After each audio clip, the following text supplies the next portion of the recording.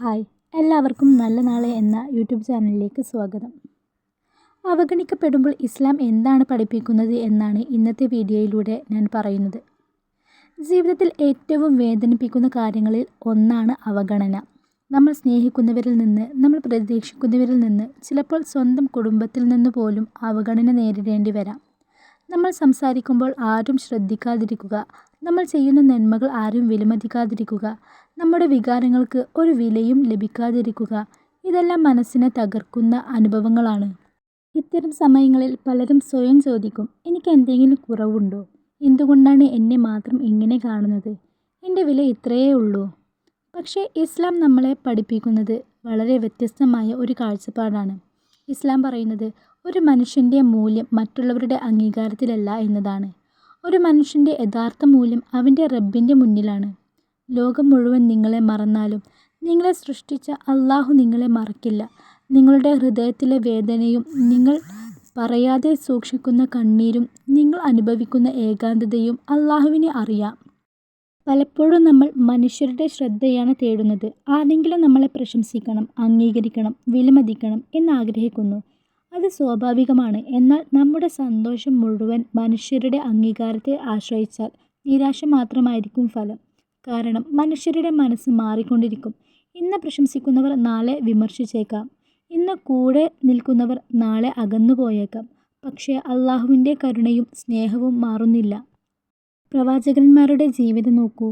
അവർ അള്ളാഹുവിൻ്റെ ഏറ്റവും പ്രിയപ്പെട്ട ദാസന്മാരായിരുന്നു. എന്നിട്ടും അവർ അവഗണിക്കപ്പെട്ടു, പരിഹസിക്കപ്പെട്ടു, എതിർക്കപ്പെട്ടു. എന്നാൽ അവർ ഒരിക്കലും തങ്ങളുടെ ദൗത്യം ഉപേക്ഷിച്ചില്ല. കാരണം അവരുടെ ലക്ഷ്യം ജനങ്ങളുടെ പ്രശംസ നേടലായിരുന്നില്ല, അള്ളാഹുവിൻ്റെ പ്രീതി നേടലായിരുന്നു. ഇവിടെ നമുക്കും ഒരു വലിയ പാഠമുണ്ട്. നിങ്ങളെ അവഗണിക്കുന്നവർ നിങ്ങളുടെ വില നിശ്ചയിക്കുന്നവരല്ല. നിങ്ങളെ സൃഷ്ടിച്ച അള്ളാഹുവാണ് നിങ്ങളുടെ വില അറിയുന്നത്. ഒരുപക്ഷേ ഇന്ന് നിങ്ങൾ അനുഭവിക്കുന്ന ഈ അവഗണന ഒരു പരീക്ഷണമായിരിക്കാം. അള്ളാഹു നിങ്ങളുടെ ക്ഷമയെ പരിശോധിക്കുകയായിരിക്കാം. അല്ലെങ്കിൽ നിങ്ങളെ കൂടുതൽ ശക്തനാക്കാനുള്ള ഒരു മാർഗമായിരിക്കാം. ഓർക്കുക, ചില മുറിവുകൾ നമ്മളെ തകർക്കാനല്ല വരുന്നത്, നമ്മളെ വളർത്താനാണ് വരുന്നത്. അവഗണന നേരിടുമ്പോൾ സ്വയം വെറുക്കരുത്. മറ്റുള്ളവരുമായി താരതമ്യം ചെയ്യരുത്. അവർക്കുള്ളത് എനിക്കില്ല എന്ന് ചിന്തിച്ച് വിഷമിക്കരുത്. പകരം നിങ്ങളുടെ ജീവിതം മെച്ചപ്പെടുത്താൻ ശ്രമിക്കുക.